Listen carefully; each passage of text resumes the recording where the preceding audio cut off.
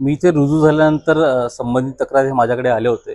त्यांच्या तक्रारीची दखल घेत मी संबंधित ही जी बाब आहे ही उपायुक्त महसूल यांच्याशी निगडीत असल्यामुळे त्यांना त्याच्यावर सुनावणी घेण्यासाठी मी सांगितलं होतं. कारण की असं कुठला पण विषय असल्यास त्याच्यात मला असं वाटतं की एक नॅचरल जस्टिसच्या अंडर त्याची सुनावणी घेणं अपेक्षित आहे. पण मला आता प्रसार माध्यमातूनच असं कळलं की ती सुनावणी प्रलंबित झाली होती. संबंधित तक्रारदार मला परत भेटले.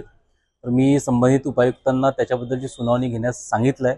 त्यानंतरही जरी सपोज आपले जे तक्रारदार आहेत ते त्याच्याशी सहमत नसतील आणि समजा ते कुठल्या शासन निर्णय किंवा नियमात बसत नसेल तर आपण त्याची स्वतंत्रपणे चौकशी करून पुढील जी काही अपेक्षित कारवाई असणार, जी काही पुढे येईल निदर्शनात जे काही डॉक्युमेंट येईल त्या हिशोबाने आपण पुढील कारवाई करूया.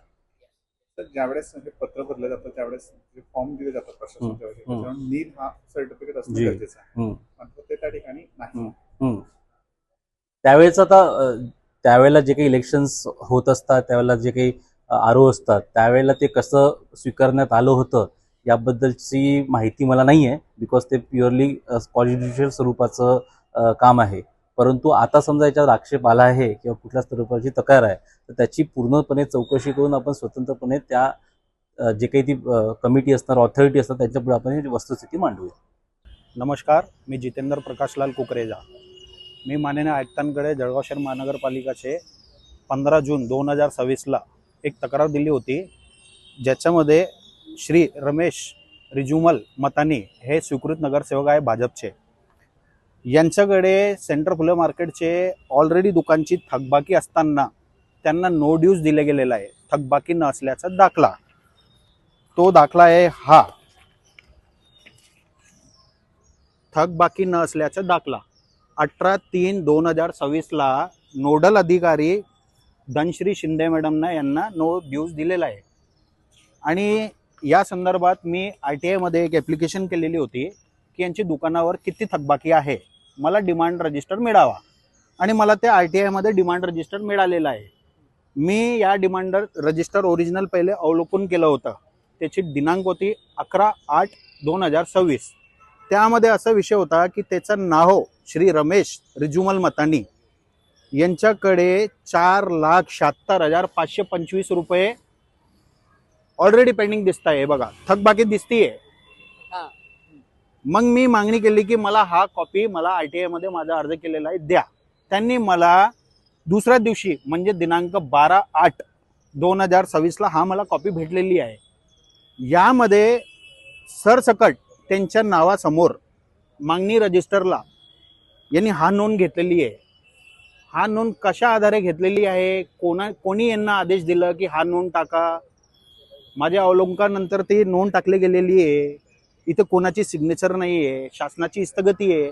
शासनाची स्थगिती वाढीव 8%ला आहे, पण तो आजही त्यांचे डिमांड रजिस्टरला 4,76,525 रुपये बाकी आहे.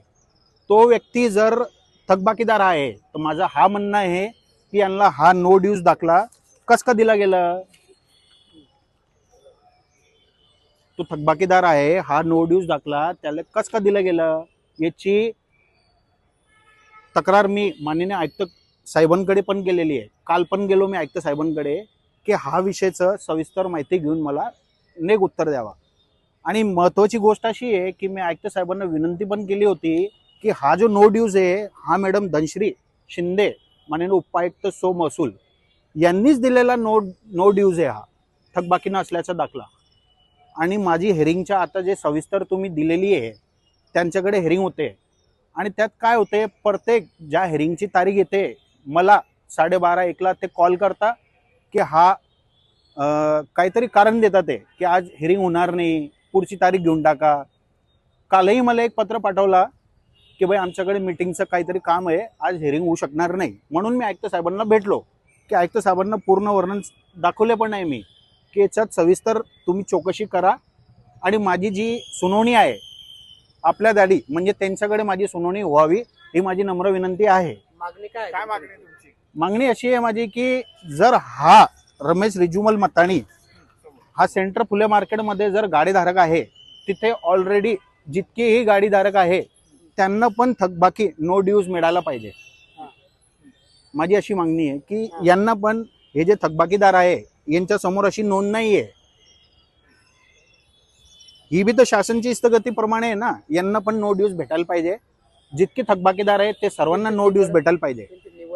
निवड जे आहे माननीय आयुक्तांना मी केलेली विनंतीनुसार त्याचा जे नो ड्यूज आहे थकबाकी नसल्याचा दाखला हा रद्द व्हावा. हा रद्द झाल्याने त्याची निवड जी केलेली आहे बेकायदेशीर निवड आहे ती रद्द व्हावी ही माझी मागणी आहे.